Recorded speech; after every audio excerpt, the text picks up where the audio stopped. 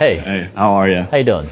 Well, I'm a personal trainer and nutritionist, so I actually agree that sleep is so fundamental to having a good day, having good energy, building muscle. It's very, very important. But you're somebody who had a lot of success early in his life because of the sleepless nights that you spent building your company, of the sleepless nights you spent working hard, grinding, and building up. And this is kind of like the foundation of America. It's the foundation of like success comes from sacrifice, and there are sacrifices that have to be made.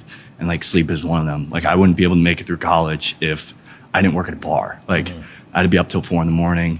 to pay the bills, do whatever you have to do. And sometimes that sacrifice is just necessary. And that's something that needs to be recognized, that it can't be your number one priority. Like you have to think farther into the future. Sometimes you sacrifice sleep, sometimes you sacrifice dieting, but in general, it should be a priority. Yeah, I really empathize with that position. And you're right, I did skip a lot of sleep in building my company. And you know what I really wish is that somebody would have been in my life and said, hey, Brian, let me help you out with a few basic pointers.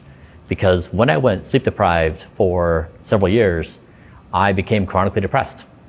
So bad, I really did want to kill myself. And I was very seriously going to consider killing myself. And I didn't because of my kids. But there was no one in my life that stepped in and said, hey, you might want to incorporate these basic habits. Now I was working, 14-hour days. I had 3 little babies at home, right? I have like a gigantic schedule and all the stress that comes along with building the company. And I had no money. I was, I had a lot of debt. And so I totally understand where people are coming from. Like life squeezes you so you have no time to do anything. So, and I paid my way through college as well. I had no help in doing that. And so I get it.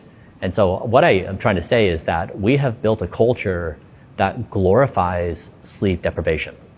It's a badge of honor. If someone gets 3 or 4 hours of sleep, you not only does that happen, you'd be like, I only got 3 or 4 hours and I feel better. They want to flex. And I think that's the thing that's damaging. Then other people try to replicate that, but it leads to a lot of mental disorders. And so I'm arguing that as a society, one of the reasons why we're sick and hurting so badly is because we've glorified not getting good sleep.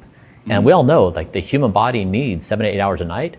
It's really kind of an insane moment for us as a species. I'm trying to correct for that can we all just get our heads straight that every human, no matter the circumstances, deserves 7 to 8 hours of sleep per night.